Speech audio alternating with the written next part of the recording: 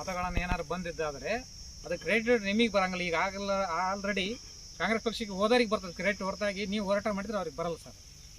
ಅದಕ್ಕೆ ಬಿಜೆಪಿ ಪಕ್ಷದಲ್ಲೇ ಮುಂದುವರಿಬೇಕು. ಬಂದು ಸೂಕ್ತವಾಗಿ ಈ ಕಡೆಗಿಲ್ಲ ಈ ಕಡೆಗಿಲ್ಲ, ಯಾಕಂತಂದ್ರೆ ಆ ಪಕ್ಷಕ್ಕೆ ಹೋಗ್ಬೇಕಂದ್ರೆ ಈಗ ಅವ್ರಂದಂಗ ಕ್ರೆಡಿಟ್ ಹೋದ್ರು ಕೂಡ ಅಲ್ಲಿಗೆ ಹೋಗ್ತೈತಿ. ಈಗ ಇಲ್ಲಾದ್ರೂ ನಾವು ಈಗ ಮೊನ್ನೆ ಆದ್ರೂ ನಾವು ಈಗ ಆ ಬಿಜೆಪಿಗೆ ಸೇರಿಲ್ಲ ಅಧಿಕೃತವಾಗಿ ಅವ್ರಂದ್ರು ಕೂಡ ಆ ಕ್ರೆಡಿಟ್ ಬಂದವ್ರಿ. ಇಲ್ಲಿ ಬಿ ಫಾರ್ಮ್ ಕೊಡ್ಬೇಕಂದ್ರೆ ಅವ್ರ ಕುಟ್ಟಿಗೆ ಹೇಳಿಸಿದ್ವಿ ಇವ್ರ ಕುಟ್ಟಿಗೆ ಹೇಳಿ, ಆದ್ರೆ ಈ ಶಾಸಕನ ಕೇಳಿದ್ರೆ ಡಿಪ್ಯೂಟೆಡ್ ಕ್ಯಾಂಡಿಡೇಟ್ನ ಕೇಳ್ತಾರೆ ಹೊರತು ಅವ್ರಿಗೆ ಇದು ಇರಲ್ಲ. ಆ ಕಾರಣವಾಗಿ ಮುಂದಿನ ನಿರ್ಮಾಣದ ಫ್ಯೂಚರ್ ಐತಿ. ಅವರು ನೆಕ್ಸ್ಟ್ ಬಿಜೆಪಿ ಅಧಿಕೃತವಾಗಿ ಸೇರ್ಕೊಂಡು ಮುಂದುವರೆಯೋದು ಸೂಕ್ತ ಅಂತ ನನ್ನ ಅಭಿಪ್ರಾಯ.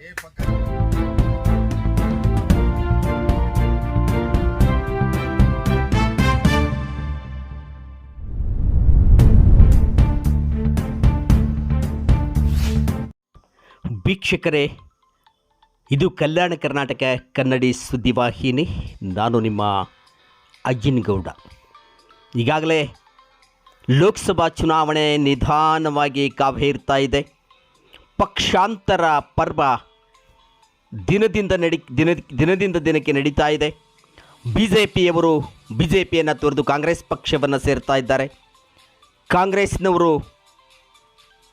ಕಾಂಗ್ರೆಸ್ಸನ್ನು ತೊರೆದು ಬಿಜೆಪಿಯನ್ನು ಸೇರ್ಪಡೆಗೊಳ್ಳುತ್ತಾ ಇದ್ದಾರೆ. ಪಕ್ಷಾಂತರ ಪರ್ವ ಆರಂಭವಾಗಿದೆ. ಅದರಲ್ಲೂ ವಿಶೇಷವಾಗಿ ದೇಶದ ಎಲ್ಲ ಭಾಗದ ಒಂದು ದೃಷ್ಟಿ ಏನಿದೆ, ಅಖಂಡ ಬಳ್ಳಾರಿ ಲೋಕಸಭಾ ಕ್ಷೇತ್ರ ಘಟಾನುಘಟಿ ಶ್ರೀರಾಮುಲು ತುಕಾರಾಮ್ರವರ ನೇರ ಸ್ಪರ್ಧೆ ಏನಿದೆ, ಆ ಸ್ಪರ್ಧೆ ಎಲ್ಲರ ಕಣ್ಣನ್ನು ಅರಳಿಸುವಂತೆ ಮಾಡಿದೆ. ಇಂತಹ ಒಂದು ಸಂದರ್ಭದಲ್ಲಿ ಈಗಾಗಲೇ ಹೂವಿನಡಗಲಿ ಕ್ಷೇತ್ರ, ವಿಶೇಷವಾಗಿ ವಿಜಯನಗರ ಜಿಲ್ಲೆ ಹೂವಿನ ಹಡಗಲಿ ಮೀಸಲು ಮತಕ್ಷೇತ್ರದಲ್ಲಿ ಪಕ್ಷಾಂತರ ಪರ್ವ ನಡೀತಾನೇ ಇದೆ. ಇಂತಹ ಒಂದು ಸಂದರ್ಭದಲ್ಲಿ ಪ್ರಸ್ತುತ ಅತಂತ್ರ ಸ್ಥಿತಿಯಲ್ಲಿರುವಂತಹ ಐಗೋಳ್ ಚಿದಾನಂದ ವಕೀಲರು ತಮ್ಮ ಬೆಂಬಲಿಗರ ಸಭೆಯನ್ನು ಕರೆದಿದ್ದರು. ಇವತ್ತು ತಮ್ಮ ಪೆಟ್ರೋಲ್ ಬಂಕ್ ತೋಟದಲ್ಲಿ ಅಲ್ಲಿ ಮಿಶ್ರ ಪ್ರತಿಕ್ರಿಯೆ ಕೇಳಿಬಂತು. ಬಿಜೆಪಿಯವರು ಕಾಂಗ್ರೆಸ್ನಲ್ಲಿ ನಿಮಗೆ ಗೌರವ ಇಲ್ಲ, ಕಾಂಗ್ರೆಸ್ನವರು ನಿಮಗೆ ಗೌರವ ಕೊಡ್ತಾ ಇಲ್ಲ, ಬಿಜೆಪಿಯನ್ನು ಸೇರಿಕೊಳ್ಳಿ ಎನ್ನುವಂತಹ ಅಭಿಪ್ರಾಯವನ್ನು ವ್ಯಕ್ತಪಡಿಸಿದರೆ, ಕಾಂಗ್ರೆಸ್ನವರು ಇಲ್ಲ, ನಿಮಗೆ ಕಾಂಗ್ರೆಸ್ನಲ್ಲಿ ಗೌರವ ಇದೆ, ನೀವು ಯಾವತ್ತೂ ಕೂಡ ಕಾಂಗ್ರೆಸ್ನಲ್ಲಿದ್ದಂಥವರು, ನೀವು ಕಾಂಗ್ರೆಸ್ನಲ್ಲಿ ಮುಂದುವರಿರಿ ಎನ್ನುವಂತಹ ಅಭಿಪ್ರಾಯವನ್ನು ವ್ಯಕ್ತಪಡಿಸಿದರೆ, ಇನ್ನು ಕೆಲವರು ನೀವು ಹೆಂಗ ನಾವು ಹಂಗ ಎನ್ನುವಂತಹ ಅಭಿಪ್ರಾಯವನ್ನು ವ್ಯಕ್ತಪಡಿಸಿದರು. ಬೆಂಬಲಿಗರ ಸಭೆಯನ್ನು ಕರೆಯಲಾಗಿತ್ತು. ಚಿದಾನಂದ ವಕೀಲರು ಈ ಹಿಂದೆ ಕೇವಲ ಒಂದು ವರ್ಷದ ಹಿಂದೆ ಟಿ ಪರಮೇಶ್ವರ್ ನಾಯ್ಕರವರ ಚುನಾವಣೆ ಸಂದರ್ಭದಲ್ಲಿ ಒಬ್ಬೊಬ್ಬರು ಒಂದೊಂದು ಆರೋಪವನ್ನು ಹೊರಿಸುವುದರ ಮೂಲಕ, ನೆಪವನ್ನು ಹೊರಿಸುವುದರ ಮೂಲಕ ಅತಂತ್ರ ಸ್ಥಿತಿಯನ್ನು ನಿರ್ಮಾಣ ಮಾಡಿದರು ಕಾಂಗ್ರೆಸ್ನಲ್ಲಿ. ಅಂತಹ ಸಂದರ್ಭದಲ್ಲಿ ಕಾಂಗ್ರೆಸ್ ಪಕ್ಷದಿಂದ ಉಚ್ಚಾಟನೆಗೊಳಿಸಲಾಗಿತ್ತು 4 ಜನರನ್ನು. ಆ ಸಂದರ್ಭದಲ್ಲಿ ಪಕ್ಷದಿಂದ ಉಚ್ಚಾಟನೆಗೊಂಡಂತಹ ಎಂ ಪರಮೇಶ್ವರಪ್ಪನವರು, ಮಾಜಿ ಶಾಸಕರಾದಂತಹ ನಂದಿಹಳ್ಳಿ ಹಾಲಪ್ಪನವರು ಬಿಜೆಪಿಯನ್ನು ಸೇರ್ಪಡೆಗೊಂಡು ಶಾಸಕ ಕೃಷ್ಣ ನಾಯ್ಕರವರಿಗೆ ಬಹಿರಂಗವಾಗಿ ಬೆಂಬಲವನ್ನು ಸೂಚಿಸಿ ಚುನಾವಣೆ ಎದುರಿಸಿದರೆ, ಇನ್ನೂ ಇಬ್ಬರು ಪುರಸಭೆಯ ವಾರ್ದ್ ಗೌಸ್ಮೋದ್ದೀನ್, BDCC ಬ್ಯಾಂಕ್ ನಿರ್ದೇಶಕರು, ಕಾಂಗ್ರೆಸ್ನ ಮಾಜಿ ಬ್ಲಾಕ್ ಅಧ್ಯಕ್ಷರಾದಂತಹ ಚಿದಾನಂದ ವಕೀಲರವರು ಅತಂತ್ರ ಸ್ಥಿತಿಯಲ್ಲಿ ಕೃಷ್ಣ ನಾಯ್ಕರಿಗೆ ಬೆಂಬಲವನ್ನು ಸೂಚಿಸಿದರು. ಇದು ಬಹಿರಂಗ ಸತ್ಯ. ಇವತ್ತು ಯಾರೇ ಏನೇ ಮಾತಾಡ್ತಾ ಇದ್ರೂ ಕೂಡ ಟಿ ಪರಮೇಶ್ವರ್ ನಾಯ್ಕರಿಗೆ ಮತ್ತು ಈ ಒಂದು ಹೂವಿನಡಗಲಿ ಕ್ಷೇತ್ರಕ್ಕೆ ಆದಂತಹ ನಷ್ಟಕ್ಕೆ ಕಾರಣ ಈ 4 ಜನರು ಎನ್ನುವಂತಹ ಆರೋಪದ ಮಾತುಗಳು ಕೂಡ ಕೇಳಿ ಬರ್ತಾ ಇವೆ. ಅದೇನೇ ತಪ್ಪಿರಲಿ, ಟಿ ಪರಮೇಶ್ವರ್ ನಾಯ್ಕರು ಇವರನ್ನ ಹೇಗೆ ನಡೆಸಿಕೊಂಡರು, ಹೇಗೆಲ್ಲ ಇವರಿಗೆ ಅಗೌರವವನ್ನು ಮಾಡಿದರು ಎನ್ನುವಂತಹ ಟೀಕೆ ಟಿಪ್ಪಣಿಗಳ ಹಿನ್ನೆಲೆಯಲ್ಲಿ 10 ವರ್ಷಗಳ ಕಾಲ ಅವರ ಏನು ಒಂದು ವೈಭವದ ಅಧಿಕಾರದ ವೈಭವ ಇತ್ತು, ಆ ವೈಭವವನ್ನು ಅನುಭವಿಸಿದಂಥವರು 4 ಜನ. ಅವರೊಂದಿಗೆ ಇದ್ದಿದ್ರೆ ಇವತ್ತು ಕೂಡ ಹೂವಿನಡಗಲಿ ಮೀಸಲು ಮತಕ್ಷೇತ್ರದಲ್ಲಿ ಪಿಟಿ ಪರಮೇಶ್ವರ ನಾಯ್ಕರವರು ಜಯ ಗಳಿಸ್ತಾ ಇದ್ರು, ಕ್ಯಾಬಿನೆಟ್ ಸಚಿವರಾಗ್ತಾ ಇದ್ರು, ಕ್ಷೇತ್ರ ಅಭಿವೃದ್ಧಿ ಆಗ್ತಾ ಇತ್ತು, ಕಾರ್ಯಕರ್ತರೆಲ್ಲ ನೆಮ್ಮದಿಯಾಗಿರ್ತಾ ಇದ್ರು. ಆದರೆ ಯಾವುದೋ ಕುಂಟು ನೆಪಗಳನ್ನು ಹೇಳುವುದರ ಮೂಲಕ ಕಾಂಗ್ರೆಸ್ಸನ್ನು ತೊರೆದಂತಹ 4 ಜನರು ಪಿಟಿ ಪರಮೇಶ್ವರ ನಾಯ್ಕರವರನ್ನು ಸೋಲಿಸುವಲ್ಲಿ ಯಶಸ್ವಿಯಾದರು ಎನ್ನುವಂತಹ ಮಾತುಗಳು ಕೂಡ ಕೇಳಿ ಬರ್ತಾ ಇವೆ.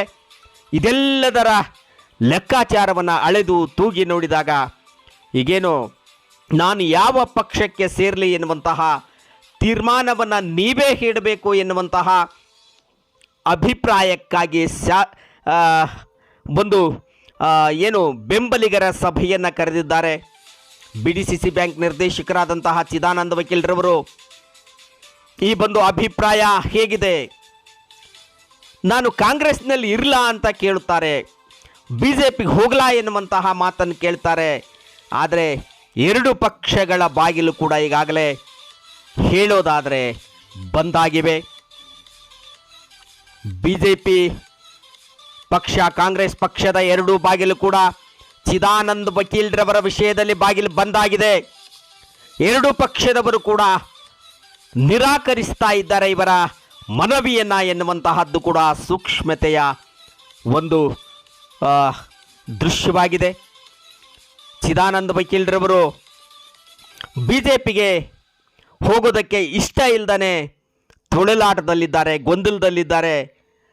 BJPಯಲ್ಲಿ ಈಗಾಗಲೇ ಏನು ಇಟಗಿ ಜಿಲ್ಲಾ ಪಂಚಾಯತ್ ಕ್ಷೇತ್ರದ ಅಭ್ಯರ್ಥಿ ಅಂತ ಗುರುತಿಸಿಕೊಂಡಿದ್ದಂಥವರಿದ್ದಾರೆ.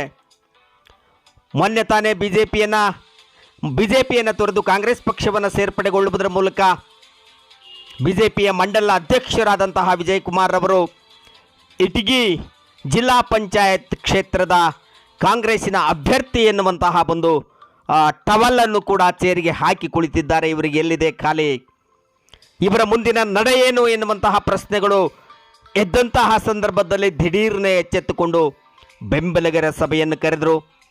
ಬೆಂಬಲಿಗರು ತಮ್ಮ ತಮ್ಮ ಅಭಿಪ್ರಾಯವನ್ನು ವ್ಯಕ್ತಪಡಿಸಿದಾಗ ಚಿದಾನಂದ ವಕೀಲರು ಕೂಡ ತಮ್ಮ ಅಭಿಪ್ರಾಯವನ್ನು ವ್ಯಕ್ತಪಡಿಸಿದರು.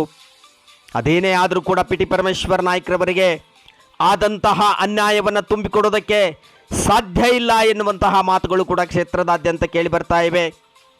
ಕಾಂಗ್ರೆಸ್ ಪಕ್ಷವನ್ನು ಸೋಲಿಸಿದಂತಹ ಪಿಟಿ ಪರಮೇಶ್ವರ ನಾಯ್ಕರವರನ್ನು ಸೋಲಿಸಿದಂತಹ ಚಿದಾನಂದ ವಕೀಲ್ ಸೇರಿದಂತೆ ಇನ್ನಿತರರನ್ನು ಹೇಗೆ ಪಕ್ಷಕ್ಕೆ ಸೇರಿಸಿಕೊಳ್ಳೋದಕ್ಕೆ ಸಾಧ್ಯ ಎನ್ನುವಂತಹ ಮಾತುಗಳು ಕೂಡ ಸ್ವತಃ ಕಾಂಗ್ರೆಸ್ ನಿಷ್ಠಾವಂತ ಕಾಂಗ್ರೆಸ್ ಪಕ್ಷದ ಕಾರ್ಯಕರ್ತರಿಂದ ಕೇಳಿ ಬರ್ತಾ ಇವೆ.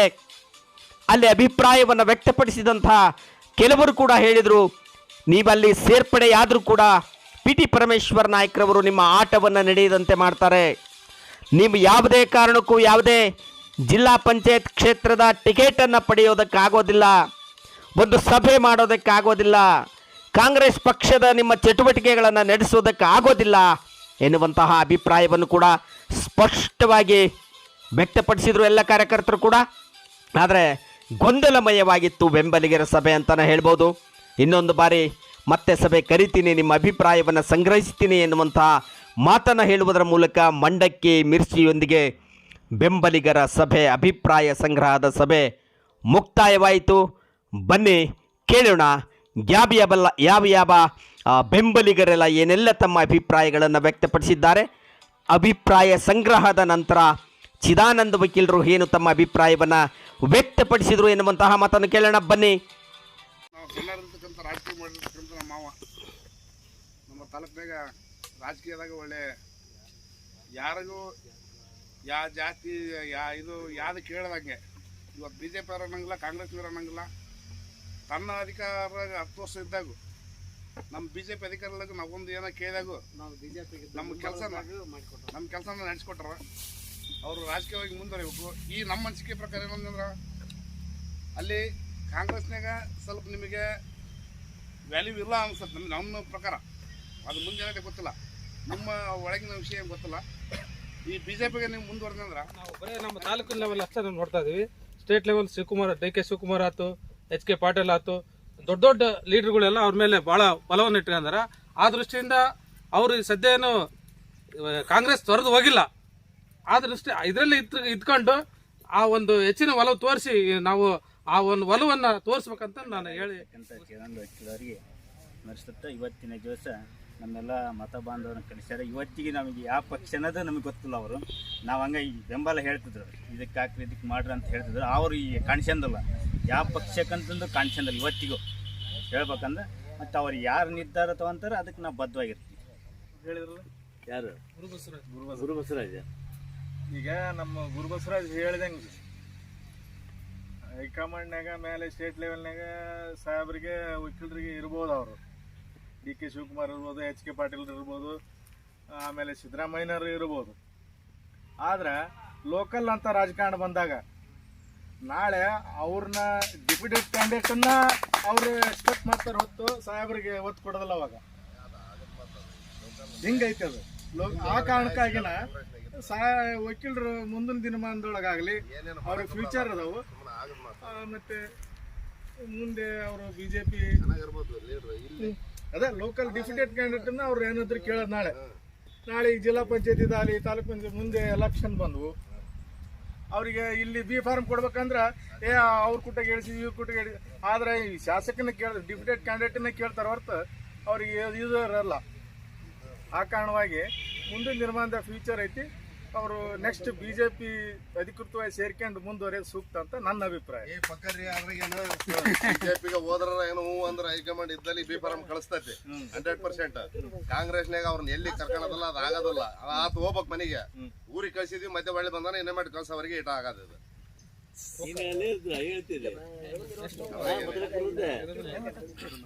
ದೇವ ಹೇಳಿ ಏನ್ ಹೇಳ್ತೀರಿ ನೋಡಿ, ಇನ್ಯಾರ ಅಭಿಪ್ರಾಯ?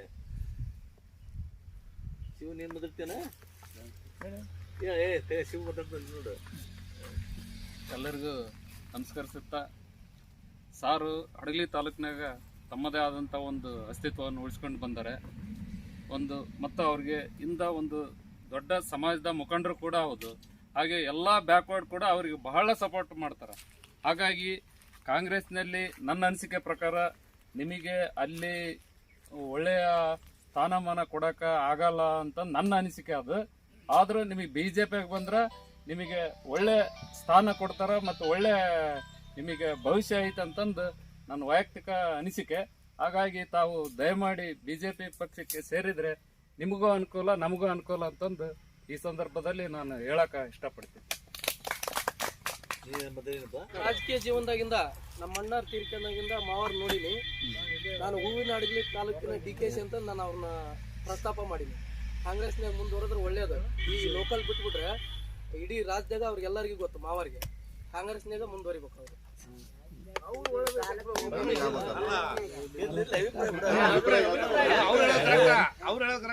ಒಬ್ಬರಿಗೆ ಒಳ್ಳೇದ ನಾವೇ ತಗೋಣ. ಅವ್ರು ಯಾರಿಗೆ ಕೆಟ್ಟದ್ ಮಾಡಿಲ್ಲ, ಅವ್ರು ಮಾಡಿಲ್ಲ, ಇವ್ರು ಮಾಡಿರಲ್ಲ. ಇತ್ತಗ ನಾನು ಹೇಳ್ಬಿಟ್ಟಿನಲ್ರಿ ಈಗ ಅಂತ ಇಲ್ಲಿಗೆ ಬಂದಿದೆ. ಅವ್ರು ಏನೇ ತೀರ್ಮಾನ ತಗೊಳ್ಳಿ, ಹಿಂಗಾರ ತಗೊಳ್ಳಿ, ನಮಗೆ ಬೇಕಾಗಿರೋ ವಕೀಲರು, ನಾವು ಅವ್ರ ಜೊತೆಗೆ ಇರ್ತೀವಿ ಅನ್ನೋ ಮಾತನ್ನ ನಾನು ಇಷ್ಟು ಹೇಳಕ್ ನಾನು ಒಂದು ವೇಳೆ ನಾನು ಸ್ವಲ್ಪ ಮಂದಿಗೆ ಕರೆ ಕೊಟ್ಟಿದ್ದೆ, ಆದಾಗ್ಯೂ ಕೂಡ ಹೆಚ್ಚಿನ ರೀತಿಯಲ್ಲಿ ಬಂದು ನನ್ನ ಒಟ್ಟಿಗೆ ಅಭಿಪ್ರಾಯಗಳನ್ನು ಹಂಚ್ಕೊಳ್ತಕ್ಕಂಥ ಕೆಲಸವನ್ನು ತಾವು ಮಾಡಿದ್ದೀರಿ. ಹಲವಾರು ಜನರು ಇಲ್ಲ ನೀವು ಕಾಂಗ್ರೆಸ್ನಲ್ಲೇ ಮುಂದುವರೆದ್ರೆ ನಿಮಗೆ ಅಂತ ಇದು ಸಿಗಲ್ಲ ಅಂತಕ್ಕಂಥ ಮಾತನ್ನು ಅಷ್ಟು ಮಂದಿ ಹೇಳಿದ್ವಿ. ಅಷ್ಟು ಜನ ಎಲ್ಲ BJPಗೆ ಬಂದುಬಿಡ್ರಿ, BJPಯಲ್ಲಿ BJPಯವರು ಅಲ್ಲಿ ಅನುಕೂಲ ಆಕೈತೆ ಅಂತಕ್ಕಂಥ ಎರಡೂ ಪಾರ್ಟಿ ಜನರು ತಾವಿಲ್ಲಿದ್ದೀರಿ. ನಿಜ, ನಾನು ಕೂಡ ಇನ್ನೊಂದು ಮೀಟಿಂಗ್ ಕರಿತೀನಿ. ನಿಮ್ಮನ್ನು ಆದಿಯಾಗಿ ಇನ್ನೂ ಹಲವಾರು ಗಮನಕ್ಕೆ ಬರ್ತಕ್ಕಂಥರಿದ್ದಾರೆ. ಅದು ಸಮಯದ ಅಭಾವದಿಂದ ಅವ್ರಿನ್ನೂ ಬರ್ತಾ ಇಲ್ಲ. ಇನ್ನೂ ಒಬ್ಬಿಬ್ಬರು ಬರ್ಕೊಂಡು ಇದ್ದಾರೆ. ಆದರೆ ಇನ್ನೊಂದು ವಾರದಲ್ಲಿ ಮತ್ತೊಂದು ಒಂದು ವಾರ ಸಾಕಲ್ಲ, ಇನ್ನೊಂದು ವಾರ ಅಥವಾ ನಾಲ್ಕು ಇನ್ನೊಂದು ವಾರದಲ್ಲಿ ಮತ್ತೊಂದು ಇಂಥದ್ದೇ ಒಂದು ಸಭೆಯನ್ನು ಮಾಡ್ತೀನಿ. ಮಾಡಿ ಅಲ್ಲಿನೂ ನಿಮ್ಮ ಅಭಿಪ್ರಾಯ ಜೊತೆಗೆ ಅವರ ಅಭಿಪ್ರಾಯ ತಿಳ್ಕೊಳ್ತೀನಿ. ಒಟ್ಟಾರೆಯಾಗಿ ಏನಾಗೈತಿ ಅಂದರೆ ನಾನು ಆ್ಯಕ್ಚುಲಿ ತಾವು ಹೇಳಿದಂಗೆ ನಾನು ಕಾಂಗ್ರೆಸ್ ಪಕ್ಷದಲ್ಲೇ ಇದ್ದೀನಿ. ಕಾಂಗ್ರೆಸ್ ಪಕ್ಷದಲ್ಲಿ ನಾನು ಉಚ್ಚಾಟನೆ ಬಂದಿಲ್ಲ. ಅದು ಯಾವ ರೀತಿ ಇದೆ, ಅದು ಯಾಕೆ ಆಯಿತು ಅಂತಕ್ಕಂಥದ್ದು ಕೂಡ ಬಗ್ಗೆ ಎಲ್ಲ ಅದ್ರ ಬಗ್ಗೆ ಗಮನ ಹರಿಸ್ತದೆ. ಆದಾಗ್ಯೂ ಕೂಡ ಹಲವಾರು ಜನ ಹೇಳ್ತಾ ಇದ್ದಾರೆ, ನಮ್ಮ ಬೆಂಬಲಿಗರು ಕಾಂಗ್ರೆಸ್ನಲ್ಲಿ ಮುಂದುವರಲಿರ್ತಕ್ಕಂಥ ಡಿಪ್ಯೂಟೆಡ್ MLAಗೆ ಪಕ್ಷ ಅಧಿಕಾರ. ಅದು ನಿಜ. ಪಕ್ಷದ ನಿಯಮಾವಳಿ ಪ್ರಕಾರ ಯಾರು ಸೋತಿರ್ತಕ್ಕಂಥ MLA ಇರ್ತಾರೆ ಅವ್ರು ಮುಂದಿನ MLA ಆಗಿ ಬರೋ ತನಕ ಅವ್ರಿಗೆ ಅವರ ನೇತೃತ್ವದಲ್ಲೇ ನಡೀತಕ್ಕಂಥದ್ದು ಪಕ್ಷದ ನಿಯಮಾವಳಿ ಕರೆಕ್ಟ್ ಇದೆ. ಅದನ್ನು ನೋಡೋಣ. ಅದು ನನಗೆಷ್ಟು ಮಾರಕ್ಕಾಗ್ತದೆ, ನನಗೆಷ್ಟು ಒಳ್ಳೆಯದಾಗ್ತದೆ ಅನ್ನೋದು ಕೂಡ ಅದನ್ನು ದಿನಮಾನದಲ್ಲಿ ಗಮನಿಸಿದ್ರೆ ಗೊತ್ತಾಗುತ್ತೆ. ಅದ್ರ ಬಗ್ಗೆ ಈಗ ನಾನು ಚರ್ಚೆ ಮಾಡೋಕ್ಕೆ ಬರೋದಿಲ್ಲ. ಅದು ಪಕ್ಷದ ಆಂತರಿಕ ವಿಚಾರದಲ್ಲಿ ಅದ್ರ ಬಗ್ಗೆ ಹೆಚ್ಚಿನ ರೀತಿ ಚರ್ಚೆ ಮಾಡೋದು ಅಗತ್ಯ ಇಲ್ಲ ಅಂತ ತಿಳ್ಕೊಂಡು, ಜೊತೆಗೆ ಈಗ BJP ಪಕ್ಷಕ್ಕೆ ಬರಬೇಕು ಅಂತಕ್ಕಂಥದ್ದು ಕೂಡ ತಮ್ಮದು ಹಲವಾರು ನನಗೆ ಏನು ನನಗೆ ಅಡ್ವೈಸ್ ಮಾಡ್ತಕ್ಕಂಥ ತಾವೇನಿದ್ದೀರಿ, ನಿಮ್ಮ ಏನು ಗಮನದಲ್ಲಿರ್ತಕ್ಕಂಥದ್ದು, ನಿಮ್ಮ ಮನದಾಳದ ಮಾತುಗಳೇನಿದೆ ಅದಕ್ಕೆ ನಮ್ಗೆ ಗೌರವ ಇದೆ. ಆ ಥರದ್ದು ಏನು ವ್ಯತಿರಿಕ್ತ ಮಾತುಗಳಿಲ್ಲ. ಆದಾಗ್ಯೂ ಕೂಡ ಇವತ್ತು ಒಂದು ಪಕ್ಷಕ್ಕೆ ಸೇರಬೇಕಾದ್ರೆ ನಾನು ಒಂದು ಪಕ್ಷಕ್ಕೆ ರಾಜೀನಾಮೆ ಕೊಟ್ಟರೆ ಇನ್ನೊಂದು ಪಕ್ಷಕ್ಕೆ ಸೇರ್ತಕ್ಕಂಥದ್ದು ಪ್ರಕ್ರಿಯೆ ನೋಡೋಣ. ಕಾಂಗ್ರೆಸ್ ಪಕ್ಷ ನನ್ನನ್ನು ಅಲ್ಲಿ ಉಳಿಸ್ಕೊಳ್ತಕ್ಕಂಥ ಏನೋ ತೀರ್ಮಾನ ತೆಗೆದುಕೊಳ್ತಾ ಇದೆಯೋ, ಅಥವಾ ಪಕ್ಷದಿಂದನೇ ಅಮಾನತು ಮಾಡಿ ನೀವು ನಮ್ಮ ಪಕ್ಷಕ್ಕೆ ಅಗತ್ಯ ಇಲ್ಲ ಅಂತಂದೇಳಿ ತೀರ್ಮಾನ ಮಾಡ್ತಿದೆ. ಕಾದು ನೋಡಿ, ಮತ್ತೊಮ್ಮೆ ನಿಮ್ಮನ್ನು ಸಭೆ ಕರೆದು ನಿಮ್ಮೊಟ್ಟಿಗೆ ಚರ್ಚೆ ಮಾಡಿ ಎಲ್ಲಿ ಮುಂದುವರಿತಕ್ಕಂಥದ್ದನ್ನು ಮಾಡೋದ್ರ ಜೊತೆಗೆ ನಾನು ನಿರಂತರವಾಗಿ ಯಾವ ಪಕ್ಷದಲ್ಲಿರಲಿ, ಯಾವ ಸಂದರ್ಭದಲ್ಲಿರಲಿ ನಿಮ್ಮ ಸೇವೆಯನ್ನು ಮಾಡ್ತಕ್ಕಂಥದ್ದು ಅದು ಅಬಾಧಿತ. ಯಾವುದೇ ಸಂದರ್ಭದಲ್ಲಿ ನಿಮ್ಮ ಒಟ್ಟಿಗೆ ಇರ್ತೇವೆ. ಅದೇನು ಯಾವ ಸಂದರ್ಭದಲ್ಲಿ ನೀವು ಈಗಾಗಲೇ ನನ್ನ ಬಗ್ಗೆ ಸಾಕಷ್ಟು ಗಮನ ನೋಡಿದ್ದೀರಿ, ನನ್ನ ಜೊತೆಗೆ ಒಡನಾಟದಲ್ಲಿದ್ದೀರಿ. ಇನ್ನೂ ಹಲವಾರು ಜನ ಬರಬೇಕಾಗಿತ್ತು. ಕಾರಣಾಂತರಗಳಿಂದ ಇವತ್ತೇನು ಕೆಲವೊಂದು ಊರುಗಳಲ್ಲಿ ತೇರಿದೆ, ಮತ್ತು ಲಗ್ನಗಳಿದ್ದಾವೆ, ಜಾತ್ರೆಗಳು ಹಿಂಗಿರೋದ್ರಿಂದ ಹಾಗಾಗಿ ಕೆಲವೊಂದಿಷ್ಟು ಜನ ಬರೋಕ್ಕಾಗಿರ್ಲಿಕ್ಕಿಲ್ಲ ಅಂತ ತಿಳ್ಕೊಂಡಿದ್ದೀನಿ.